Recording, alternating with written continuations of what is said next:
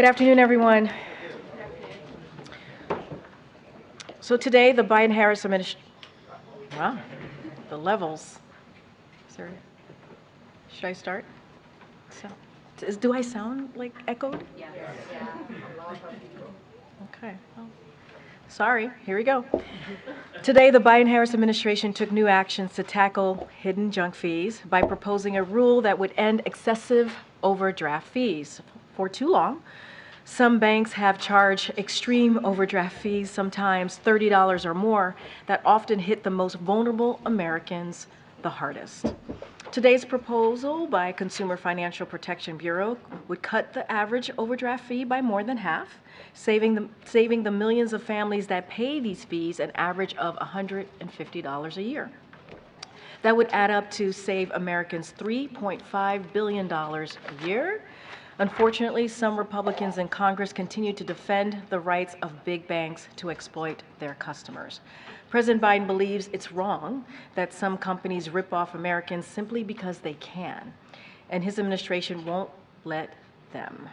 As we work to lower costs and build the economy from the middle out and the bottom up, we got more evidence today that Americans are feeling the strength of the economy. Retail sales beat expectation last month, capping a record holiday shopping season. From TVs to toys, Americans were able to buy gifts for their loved ones, affordable, and arrived on time thanks to the president's work to fix and strengthen supply chains. And today, a new poll from Axios showed Americans have a surprising degree of satisfaction with their economic situation.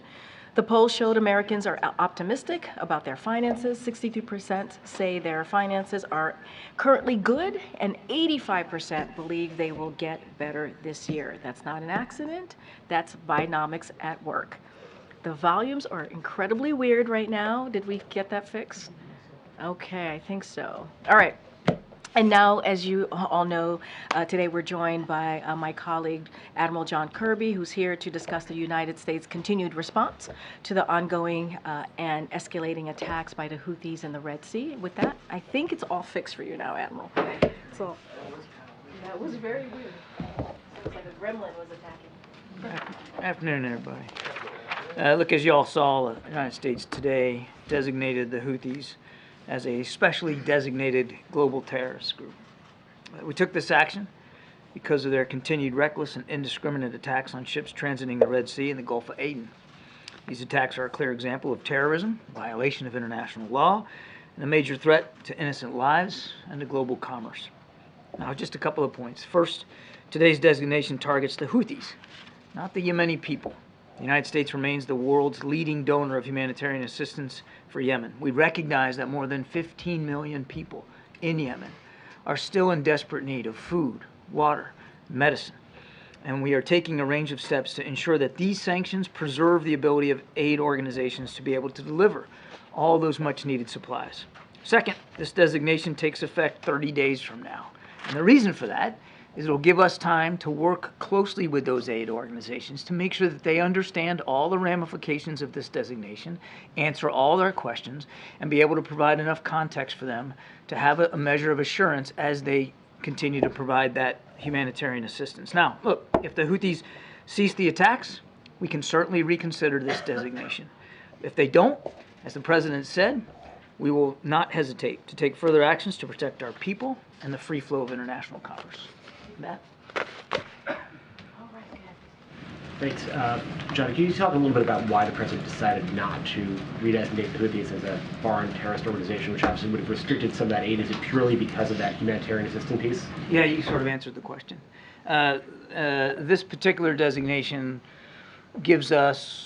actually gives us more flexibility, but it also gives aid organizations a higher level of comfort that they'll be able to provide this assistance without running afoul of sanctions. We've already, in designating them, already issued a number of licenses. A license, as you know, is basically like a waiver. It's a carve-out when you have a sanctions regime that allows for certain goods to continue to flow despite the sanction regime. And so, yes, that's the big reason here. We just quoted that the president should reconsider that designation should the Houthis stop these attacks. Are you essentially using this as a bargaining chip in negotiations or public negotiations with the Houthis? Yeah, I mean, that would suggest there's negotiations going on, and when there's no negotiations here. It's not a bargaining chip. It's a way of holding the Houthis accountable, additional ways to hold them accountable. I think, if you look at the levers of national power, there's an acronym for it, DIME, right? Diplomacy, information, military, economic. We're using all those levers of national power and, frankly, international power to try to convince the Houthis to stop these attacks. And if they don't, and they clearly haven't, to make sure that we're holding them accountable for that. Just last on a different topic, the meeting that's going to take place in a few minutes with the congressional leaders. We understand this is going to be focused mostly on the situation in Ukraine.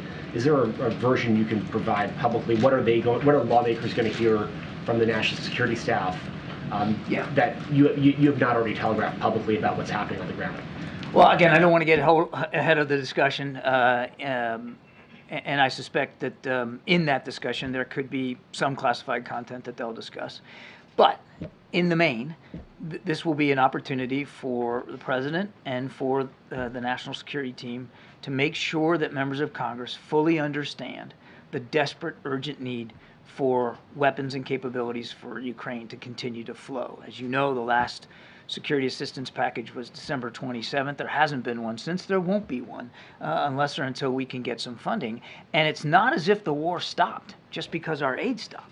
I mean, the Ukrainians continue to get attacked. They're moving into some defensive positions along that line, in the east in particular, and they continue to come under artillery shell, air attacks, ballistic and cruise missile, as well as drone attacks from the Russians. And they are expending what they have. And I won't get into their inventory lists, but there are some weapon systems for which they are in more need than others right now, and they have to expend them given ongoing combat. Thanks. Last week, the president said it was irrelevant whether or not the Houthis were designated as a terrorist organization. Now, 5 days later, this announcement, did he need to be convinced that this was the right step? No. And looking back, was it a mistake to take them off of the terrorist list back in 2021? Just like consideration over these years? No. No, again, the previous designation was FTO, Foreign Terrorist Organization, which doesn't have quite the measure of flexibility in terms of humanitarian assistance. And so a big reason why we delisted them literally on day one was to address a dire humanitarian situation on the ground. And as I said today, it remains dire in many cases. The Houthis are more concerned about getting weapons and capabilities and attacking ships in the Red Sea than they are about helping to look after the Yemeni people. Thank you, Karine. The president said last week that a private message had been delivered to Iran about the Houthi attacks. Could you talk a little bit about that message? No, I cannot. What can you tell us about what was communicated to the Houthis? That's the same question you just asked. I'm not going to get into that. As the president said, there was a private message delivered to Iran, and I need to leave it at that. Has that been effective? I'm just going to leave it right there. A message was delivered, and of course, publicly, we have made clear our concerns about what the Houthis are doing. We've made clear the support that we know they're getting from Iran, and we're going to continue to take actions. I would remind, it doesn't get mentioned a lot in the context of the Red Sea attacks, but this administration alone has issued some 500 sanctions, or 500 entities have been sanctioned under this administration in just the last 3 years. Iranian entities. And a quick question on Iran's foreign minister, who spoke at Davos earlier today. He said the security of the Red Sea is tied to the developments in Gaza, and everyone will suffer if Israel's crimes in Gaza do not stop. He basically warned that all fronts will remain active until then. Do you have a response to that? Well, I mean, let's take it just in a couple of pieces there. If you look at the 32 some odd attacks that the Houthis have conducted now, for the ones that were targeted at ships that were identifiable, because sometimes they launch a barrage and there's multiple ships and you're not really sure what ship's being targeted. But let's just take a look at the majority of the 32 where you can identify the ship that's being targeted. Not a single one was destined for Israel. They were all destined for other ports with other bits of commerce. So the whole argument that this is about the war in Gaza, I mean, they're just driving a stake through a straw man. There's nothing there. And as for the quote-unquote resistance continuing, I've said it many times, happy to repeat it, we have national security interests in the region, significant interests, and we have moved additional military resources at the president's order into the region to make sure we can protect those interests. And we mean what we say. And if you doubt it, take a look at what happened just a few nights ago. In his statement on the Houthis designation, Jake Sullivan said that there would be an immediate reevaluation of the designation were they to stop the attacks. Can you just help us understand why that reevaluation would happen immediately? You know, would that sort of risk the potential of them starting up the attacks again if that designation were to be taken away pretty quickly? The thing about sanctions designations, that they are a pliable form of economic pressure. You can scale them up, you can scale them down, you can lay them on, you can take them off in a fairly simple way. So Jake's right. As I said in my opening statement, if they choose to stop these attacks, then we certainly have the option at our disposal to remove this designation that we just issued. Thank you so much. I wanted to give you a chance to respond to Speaker Johnson, who said earlier today about the meeting on Ukraine. He said, before we even talk about Ukraine, I'm going to tell the president what I'm telling you, which is border, border, border. Do you think that's a legitimate position to say that even before you can have conversations about Ukraine, you have to settle the situation with the border? Today's meeting is about Ukraine. That's what we're going to focus on in this discussion. And as the speaker knows quite well, we continue to negotiate in good faith in a bipartisan way with the Senate, with Republicans and Democrats up there on Capitol Hill about the national security supplemental and about, which obviously includes money for border security. The speaker also said that he has been asking the administration for more details about the spending, what has already been spent in Ukraine, and also the end game in Ukraine. What kind of message can the president deliver to the speaker? He says he hasn't gotten the answers that he's looking for in terms of how Ukraine should not become another situation like what He'll get an opportunity to ask all those questions today at the meeting, and I'm sure our national security team would be happy to help give him the context that he says he's not getting. I would remind that since the beginning of the conflict in Ukraine in February of 22, we have provided multiple classified and unclassified briefings to members of Congress. And this whole idea of a blank check also is not true. Every single aid package that we provided Ukraine, we have done consultations with Congress. So there have been and will continue to be a lot of outreach from the administration with members of Congress about Ukraine. Right now, though, you can't have those consultations because there's no aid going to Ukraine because we don't have the funding. And that's what the meeting about today is really all about, stressing the urgent need for that additional funding. Karine, thank you, Kirby. So with regard to national security and Ukraine, has the threat level changed since the president last spoke from the Oval Office, spoke to congressional leaders about the urgency for this funding? No. I just wonder, I don't know. so what can he say that hasn't already been said to convince them to all get on board and take action? Well, again, without getting ahead of the president and the conversation that he hasn't had yet, one of the reasons our national security advisor, or deputy national security advisor, will be in this meeting is to bring members of Congress up to speed on what we're seeing right now on the battlefield and what the Ukrainian forces are facing now as winter is full upon them and the war hasn't stopped. And aid hasn't continued to flow from the United States. I mean, I think we're in a bit of a different situation now in that regard than we were when the president gave his speech. Not that the national security implications are not still valid. They are just as valid in terms of the threat that Putin poses to the quote-unquote world order and to European stability and security. But the situation now is different in terms of the stoppage now of assistance going to Ukraine. And then on the southern border, could the president use the Insurrection Act to federalize the Texas National Guard? I am not a legal expert on that. I'll have to take that question and get back to you. I know of no, just to make clear, I know of no intention by the president to do that. John, understanding that the last provision of aid to Ukraine was December 27th, right now is Ukraine fighting with 100% of its capabilities? Do they have everything that at this moment they require Without getting into their operational security and letting the Russians know what they have in their inventory, Peter, what I can tell you is that, as I said earlier, there are certain types of munitions, certain types of weapons that they are expending at greater rates than others. So we can't Given communicate that they've run out of given the anything threat. because you don't want to give away any. I'm not going to give away their disadvantage. inventory list, but I'm not going to. I mean, I'm not going to pull any punches here. They are still going through artillery shells and HIMARS rockets and air defense capabilities at a pretty advanced clip, depending on what they're facing on the battlefield. And so their inventories are running lower without question. Shalonda Young said, and I think it was December 5th in her letter, she said that we are running out of money and out of time. Should this be measured by Americans understanding the urgency as an issue of days, weeks, or months? It would depend really on the kind of system we're talking about, Peter. I mean, there are some munitions that they have ample stores enough to get them into, you know, the next couple 2-3 months.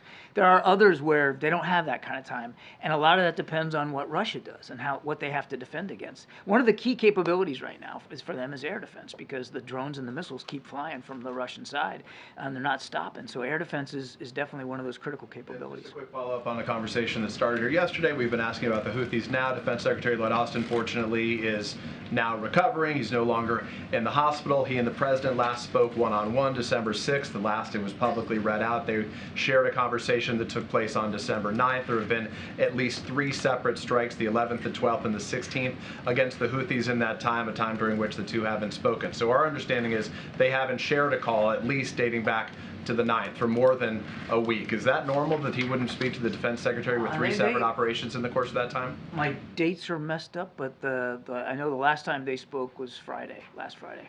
Was last Friday. Just this past So Friday, a few- whatever days ago that was. Yeah. Okay, so more recent than we had publicly heard. Fine. Thanks, Admiral Kirby. On Turkey, the outgoing Turkish ambassador told VOA that he expects to see some positive developments in a month or so with regard to the sale of F-16s to Turkey. So can you give us an update on this? And once Turkey completes the ratification process for Sweden's NATO membership, can we assume that the road for the F-16s will be cleared? The president has been pretty consistent. We continue to support the additional sale of F-16s and the modernization of the current F-16 fleet for Turkey. That's a consistent policy position that we've had since coming into office. That hasn't changed. I don't have an update for you on dates and the calendar items in terms of what that looks like, but our policy with respect to F-16s for Turkey has not changed. And if I may, on Ukraine, there is still $4 billion in the PDA and for Ukraine, and I was wondering if, given the fact that the negotiations on the border are not moving, is it possible to use that authority now and replenish American stocks later when the Congress approves the supplemental budget? First of all, I would disagree with the notion that the talks are not moving. As I just said, we believe those conversations with the Senate in a bipartisan way are making some progress. And on the real central idea of your question is this replenishment authority. And yes, there's additional funds authorized under PDA, but there's no replenishment authority funds to go with them to back them up. And that's why we don't have any additional ability to provide security assistance for Ukraine, because there's no replenishment authority built in. Thank you so much. On Ukraine, I had a follow-up to Peter's question. Are you saying that the stoppage of U.S. aid already has an impact on the battlefield, in the sense that Ukrainians are refraining from certain moves or are not doing stuff that they would do if they were, assured of continuing assistance? And maybe another one more specific. While he's trying to secure additional funding, does the president wish that European countries would do more themselves to support Ukraine? And more specifically, has he asked Germany to supply long-range Taurus missiles to Ukraine? I'll let Germany speak for what they will or won't provide Ukraine. We are grateful for the support that more than 50 nations continue to provide Ukraine. And each nation gets to decide for itself what that looks like as appropriate. I mean, these are sovereign decisions. And there's been tremendous international support for Ukraine. But look, they're going to look at us too.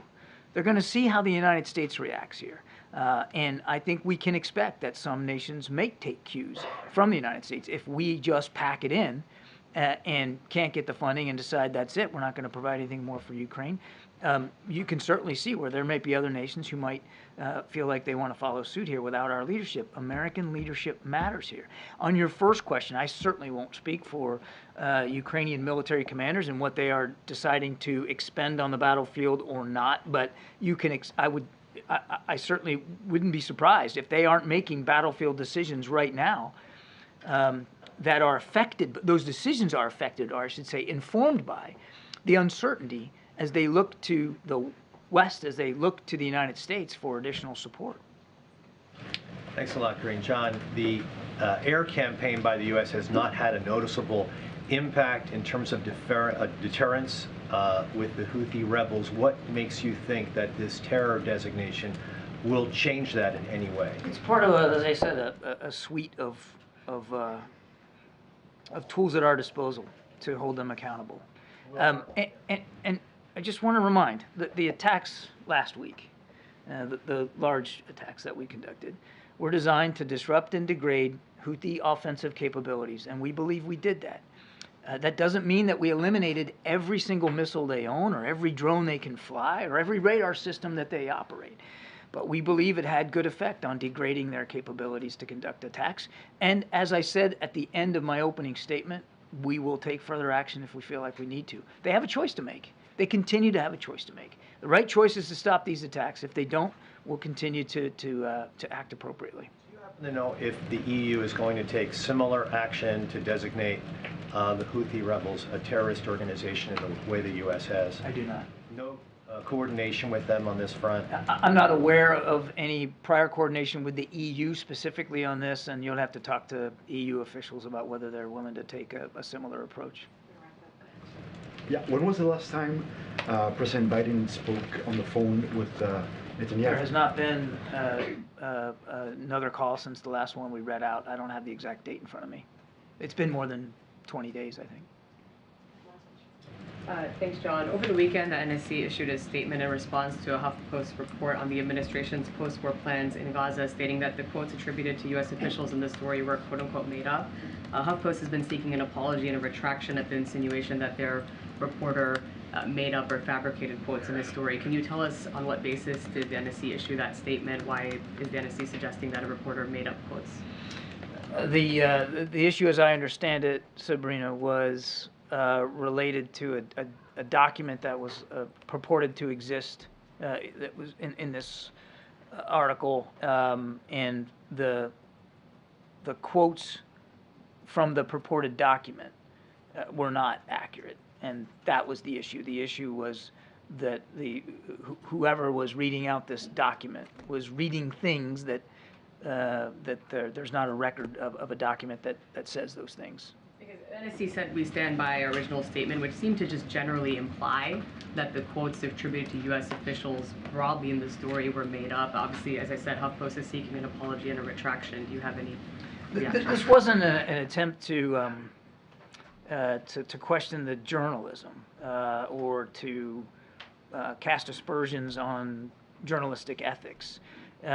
This was a reaction to quotes attributed to a document that, for which we don't have a document that says those things, and that's why the response was drafted and written the way that it was. I have read it. I can see where some people might see that reaction and think we were trying to again cast aspersions on journalistic ethics and procedure, and that was not the intent. Okay. Thanks, Thank you. Admiral. Appreciate that. Any update on the missing SEALs? All right, Zeke, you want to reset us? Thanks, Karine.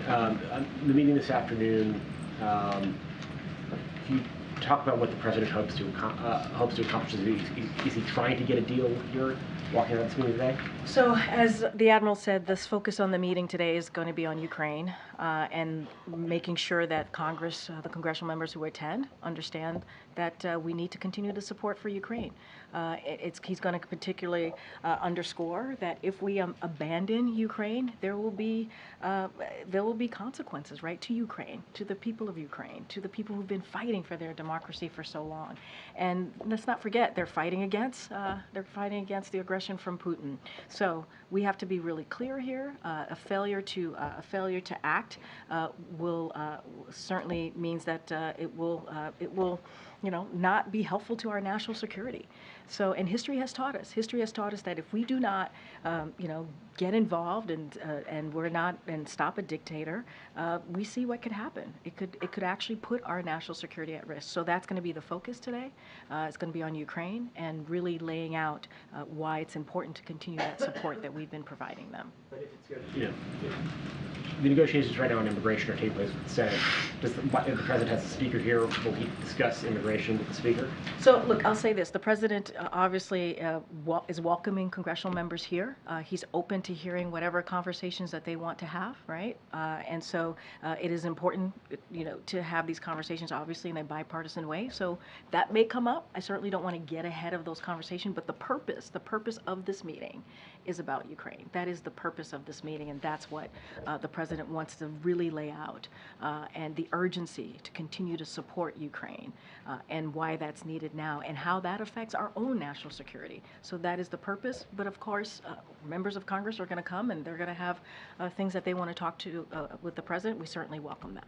And why hasn't the president engaged in negotiations with the House? The White House been on border security, on immigration. These negotiations take place in the Senate, but obviously the House has to say here, and they are not happy with what's happening on the Senate side of things.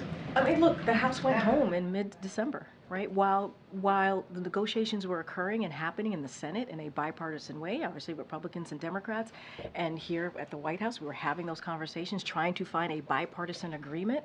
We were having those conversations even through the holiday weekend.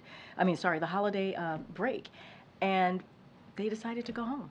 Literally, they decided to go home, and so those conversations are going to continue. This meeting does not stop those conversations from continuing. We think it's headed in the right direction, so that's important as we're talking about the border security and what we can do to make sure that we're dealing with that issue. And so we appreciate Republicans and Democrats in the Senate operating with us in good faith, and we think it's headed in the right direction. And finally, do you think that that criticizing the House for going home improves your odds of getting whatever deal, should there be a deal in the Senate, through the House? I'm just curious what the strategy is here. Here's the thing, and I appreciate the question, and I get the question, but Republicans in the House have been they've gotten in the way. They have gotten in the way when it comes to border security. They have gotten in the way and actually voted on pieces of legislation to take away some of the law enforcement, the CBP, right, at the border. That's what they voted on back in May. So we want to work with them, but they've been very clear where they stand. So look, the president is looking forward to having a conversation with members of Congress, obviously here with his own national security team, with other members of his team here. They're going to talk at 3:15, and he wants to really lay out the importance of Ukraine. He's always willing to hear out members of Congress on what they want to discuss. But we've been very clear. The Republicans in the Senate have wanted to work with us. They're talking through us, negotiating, trying to find a bipartisan agreement. And that's the way to move forward. Kadwisha. Thank you, Karine. To follow up on Tulu's question, Kirby, Speaker Johnson has made clear that they're not even going to talk about Ukraine until the border is addressed. And he's made clear that it's H.R. 2 or bust. So how's the president going to navigate that in today's meeting? He's not the only congressperson in the room today. He's not. He's not the only person that's going to be in the room. There'll be other congressional members. The president has been really clear. He wants to talk about Ukraine, the urgency of making sure we continue that assistance to Ukraine, what that means, not just for the broader world national security, but also for us. And so Speaker Johnson is not going to be the only person in the room.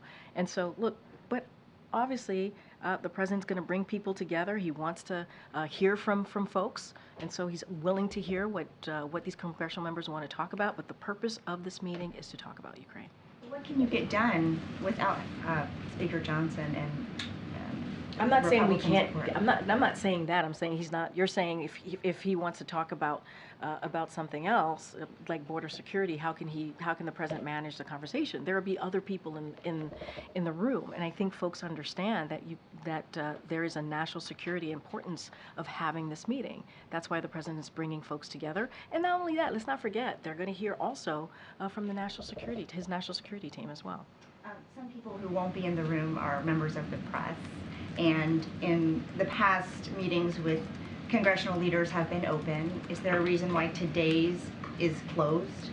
So look, we'd had a similar meeting back in October, as you know, and so that was an important meeting about national security, the supplemental as well, and so that occurred. Look, not all meetings are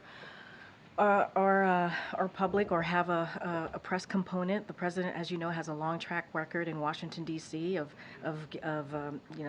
bringing folks together, getting a bipartisan deal, and so he wants to make sure we get straight to work. He wants to make sure that we have this really important conversation. He wants to get straight to it. We expect some members of the Congress to go to the sticks after their meeting. So you certainly will hear directly from them, and we will have a readout as well of the meeting. So there'll be an opportunity to ask questions of the members. They'll be at the stick, and then you'll hear directly from us as well. Thank you. To follow up somewhat on Weija, also House Speaker Johnson said today, I mean, he seemed to throw cold water on the Senate border negotiations when he said, I don't think now is the time for comprehensive immigration reform because we know how complicated that is. You can't do that quickly. How will the president receive that message today if Johnson says this is too complicated to do right now? Making sure that we take care of our border is not too complicated. It's not. It's not. If people come together in good faith, as they've been doing in the Senate, we can get this done. We can get this done. And let's not forget, the president actually put forth a comprehensive immigration proposal almost 3 years ago. Almost 3 years ago. We had 3 years to work on something. If that was what the Speaker Johnson is concerned about, we had 3 years to work on it. And so, look, and if he was really concerned about it, then when these negotiations started before the holiday break, they would have stayed. They would have stayed and actually, tried to be part of the solution. Look, we want to have a bipartisan agreement. That's what we want. We want a bipartisan agreement because the president understands that's how we're going to fix the problem. That is it. And so, look, it's continuing. We're going to see what happens with the Senate negotiations. We're going to see where they land. Certainly not going to get ahead of that from here. But it is important. It is important to get this done. And the president's not going to stop from negotiating with the senators. Just a quick one. Beyond the congressional leaders, who exactly is going to be in this meeting? How did the White House come up with this list? Why this group? So, look, I can say, as you all know and been mentioning, Speaker Johnson will be there, Leaders Schumer, McConnell, and Jeffries, and the chairs and ranking members of the House and the Senate committees on Armed Services, Foreign Affairs, Appropriations, and Intelligence. So that's incredibly important as we're talking about Ukraine, obviously, and that part of our national security supplemental. And also from the White House, so you all know, the Chief of Staff, Jeff Zients, will be there, National Security Advisor Jake Sullivan, Counselor Steve Ricchetti, Legislative Affairs Director Shawanta Goff, Director of National Intelligence Avril Haines, OMB Director Shalonda Young, and Principal Deputy National Security Advisor John Feiner. Again, this is going to be about Ukraine. Some of this will be classified, we'll have classified content, and so that is why it's important for all of those folks to be in the room as we're having these conversations as a president. I understand you're saying the meeting is about Ukraine. If and when the issue of border security comes up, which we know it will, and is expected to, what specific concessions is the president willing to make on the issue of border security? So look, I'm not going to negotiate from here. I'm not. There's been negotiations happening as it relates to the border security in the Senate for some months now between Republicans and Democrats. We're going to let that process continue. We're going to let that doesn't stop. Those negotiations, those conversations is not going to stop because the president is meeting with congressional members today. Again, our focus today, the president's focus today is going to be about Ukraine and the importance of continuing to support Ukraine as they fight against tyranny, as they fight against President Putin's aggression. That's going to be the focus. And I said, the president is, he brings people together, obviously is willing to listen to what folks have to say, but that is the purpose, is Ukraine. And those negotiations on the Hill, on the Senate side, is going to continue. A quick one on the vice president's abortion tour that is expected to start on Monday. She's headed to Wisconsin. She's kickstarting the tour in Wisconsin. Can you share more details on that trip? And where else is she planning to go? What is the White House planning to achieve with this? So more broadly, on Monday is the 51st anniversary of the landmark decision, Roe v. Wade. So both the president and the vice president is going to be marking that landmark decision, that anniversary. It's an important anniversary as the administration works to defend reproductive rights for women across the country, while Republican elected officials push extreme abortion bans that deny women the care that they need, force families to travel out of state for health care, and threaten the health care providers with prosecution for providing the care that they are trained to provide. So obviously it's an important day. We're gonna mark that 51st anniversary, and you'll hear more from the Vice President's office as to what her kickoff tour is going to look like. So I certainly refer you to her office, and then we will have more on what the President, how the President's going to mark that day. Is the President planning to join her at any point during this I tour? don't have anything to lay out on any of the President joining the Vice President on this particular tour, but what I can say is both the Vice President and the President are going to be marking this day on Monday. We will have more to share on what that would look like. Okay, MJ. Karine, does the White House believe that Democrats have already made significant concessions on the border, and does it believe that Democrats, have more room for additional concessions? So I want to be really careful. There are negotiations happening. If I speak from here about it, I don't want to get in the way of what they're trying to make happen, which is come up with a bipartisan agreement to deal with border security. Look, what the President understands, and he's been around for some time, right? He's been in Washington for some time. He's been a senator, as you all know. He's been a vice president, as you all know. And he understands that it takes both sides to come together to deal with an issue. And when you deal with a bipartisan situation, you put forth an agreement. There are going to be concessions that are going to be made. I don't want to speak to them from here. I'm going to let the negotiators have those conversations. They will decide what works, what kind of deal that they can put forth. But obviously, a bipartisan agreement, that means both sides have to give up a little something. That's how bipartisan agreements work, obviously. On a separate matter, yesterday in response to Governor Hutchinson suspending his presidential campaign, a DNC spokesperson said in a statement, "This news comes as a shock to those of us who could have sworn he had already dropped out." Seems rather gratuitous, not to mention not serious.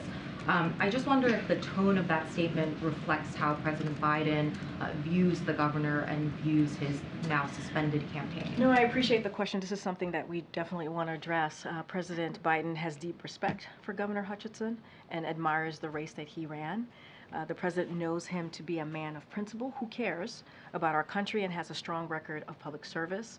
This morning, the chief of staff here, Jeff Zients, called the governor to convey this and apologized for the statement that did not represent the president's views.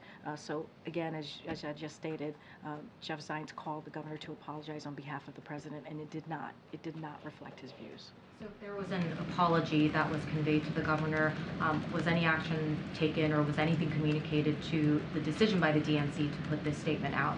So look, I can't speak to how the communication with the DNC. Obviously, it is the Democratic political arm. So I don't want to speak to that. You would have to reach out to the DNC directly. But what I can say is how the president felt.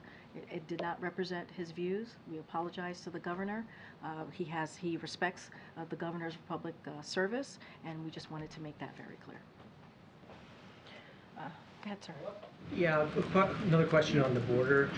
Why hasn't the vice president's root causes strategy made a bigger difference in lowering the number of people who've been apprehended at the border? Well, look, the vice president's, what she's been able to do is meet with leaders in the region and talk about how do we, to your point, the root causes, how do we deal with what's happening in those said countries, and offer up any support that we could offer up. But look, it's not just the vice president here or this president or this administration. When it comes to immigration, it has been a problem that has existed for decades. For decades, this system has been broken way before this administration stepped in. So the president took this very seriously. The first day of his administration, he put forth policy ideas, legislation, in a comprehensive way to deal with this issue. And so now, I think what's really important, and we can't miss this, right? Now there is an actual conversation, negotiations happening in the Senate, in Congress, in a bipartisan way to figure out how to deal with border security. And I think that is the most important thing here. And we feel like it's going in the right direction. Did that particular strategy, though, was it too narrow? Did it fail to anticipate What strategy? The root causes strategy? No, not at all. Not Three at all. countries No, when we but- know no, now wait, that the wait, migration's hold on. coming. There's root causes. There's dealing with a broken system, which is why we put forth a immigration proposal that deals with policy and funding. And so now we're having those conversations in Congress, and I think that's really important, and that's what we're hoping. We're hoping that we can get to a place where we come into a bipartisan agreement, and that's going to be the focus. Okay. Another question on the border. Can you sort of talk about how the president views humanitarian parole for asylum seekers? Does he believe that asylum seekers should be able to stay in this country until their cases are heard? Look, I want to be, and I get the question, I just want to be super careful here because I don't want to get into what's being discussed in Congress. So I'm going to, not say anything beyond what I have said. It's like there's negotiations happening. There's going to be different policy components that are going to come up, obviously. They're going to come up with an agreement here that both Republicans and Democrats agree on the Senate side, and then we hope that we can really deal with this issue. I just want to be super, super mindful and not get into specifics and policies.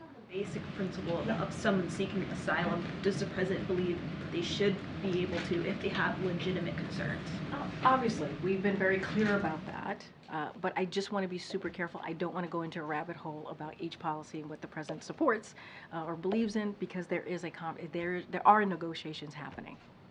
And my last question, just Speaker Johnson says that he wants the border to be completed as one of his stipulations in this deal, or the border wall to be completed as one of his stipulations. What's the White House's response to that? We're having a bipartisan conversation in the Senate about how we deal with border security. Going to leave it there and let the Republicans and Democrats who are actually coming to the table in good faith and have been doing that for months, which we appreciate, and we think it's headed in the right direction. We're going to let them have that conversation. Okay. Thank you, Karine. Why are you repeating this false claim that Republicans voted to reduce the number of Border Patrol agents, even though the Washington Post gave the administration 3 Pinocchios for that? So we don't believe it's a false claim. Our statements were very direct here.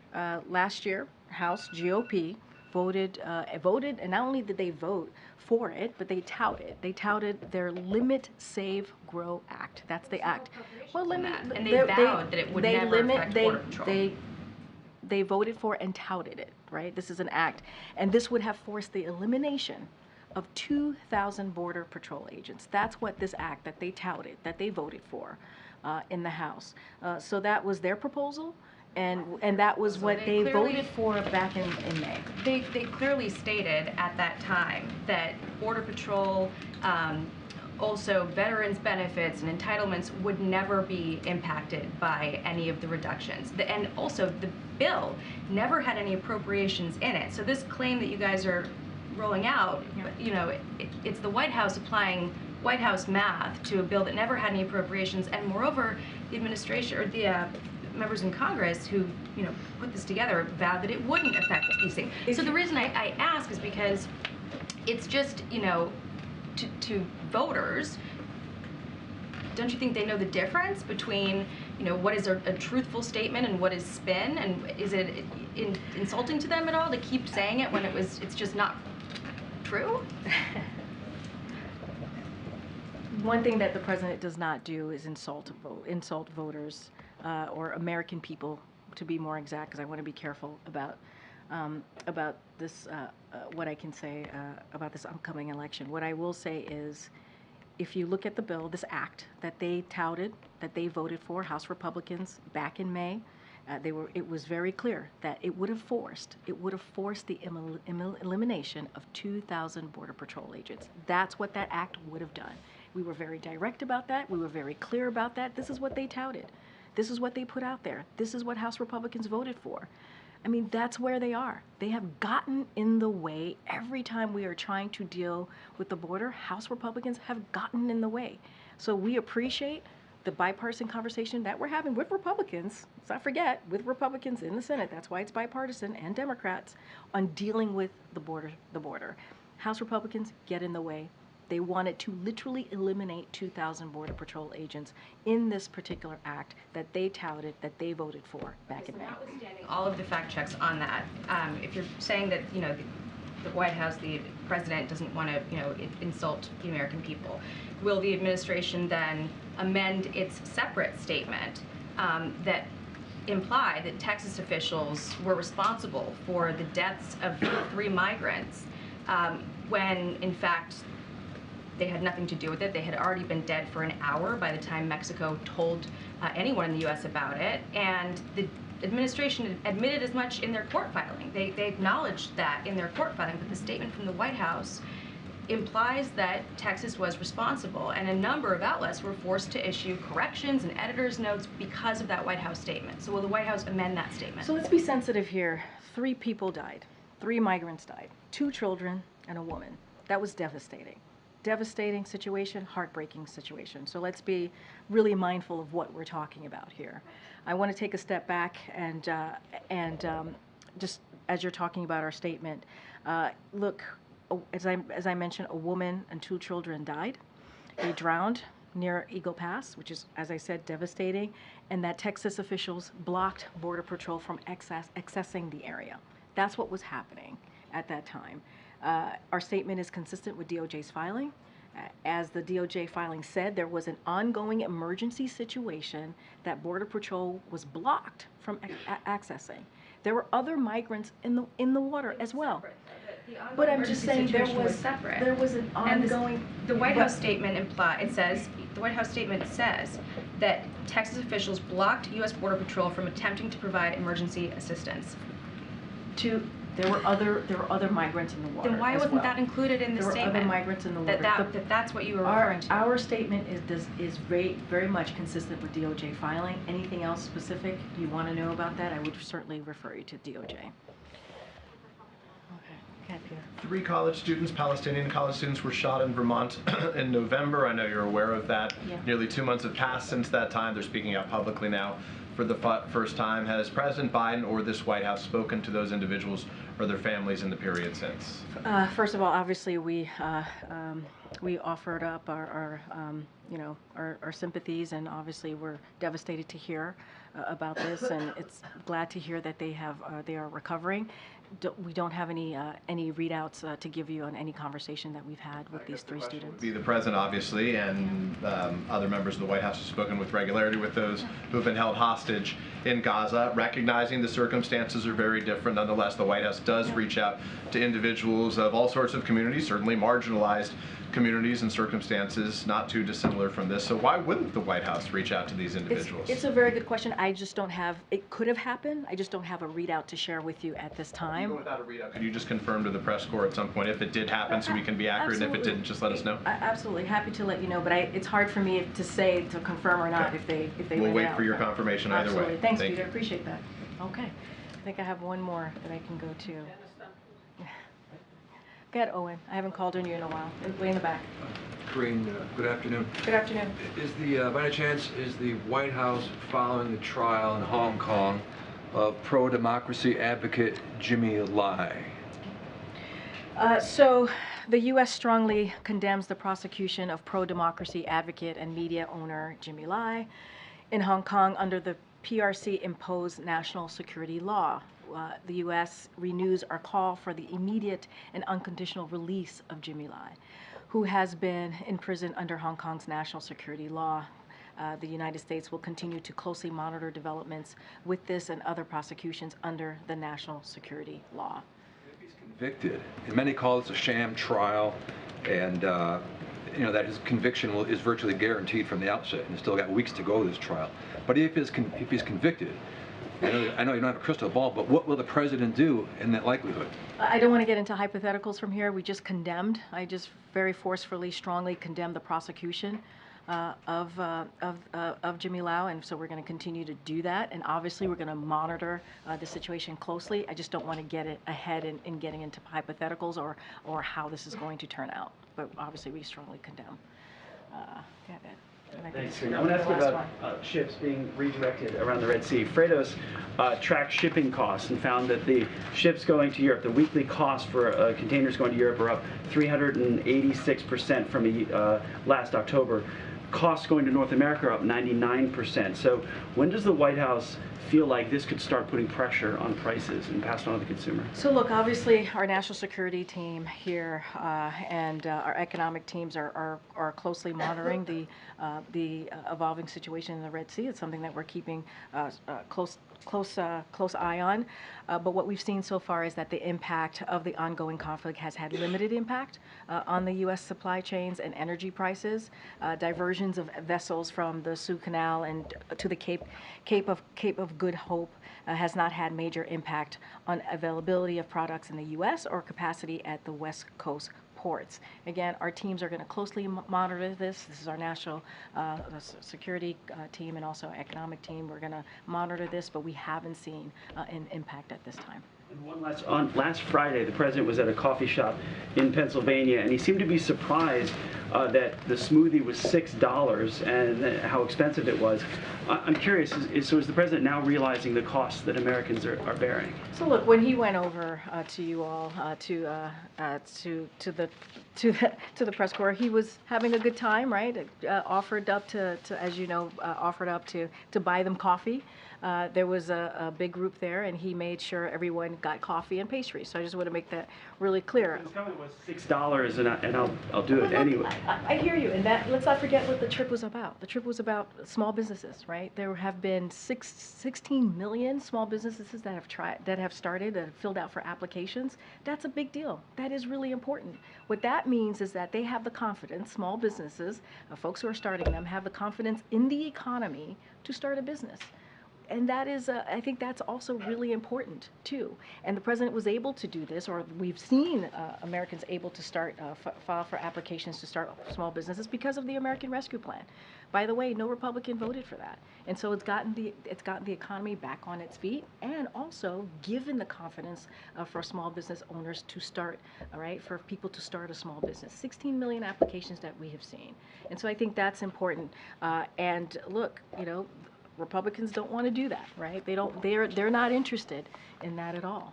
They're not interested in fighting Big Pharma. They're not interested in making sure that we're lowering healthcare costs for the Americans. They're not interested in that. That's why they didn't vote for the Inflation Reduction Act. That's why they didn't vote for the American Rescue Plan. And so that was the point and the important part of the president going there to Allentown. And I think it was a good trip, and you all saw that. So expensive. He was joking around. He was certainly joking around with the press corps. You know that he offered to buy coffee. That's what he did, and pastries. But I think the most important thing about that trip is that he was able to visit a small business. He was able to talk about how this administration, because of Bidenomics, because of the economic policies that we put forward, that we are seeing now a historic number of small business applications. And I think that's important. They have the confidence now. They have the confidence now to start their small business. Thanks, everybody. We'll see you out on the road in North Carolina tomorrow. Thanks, everybody. Thank you.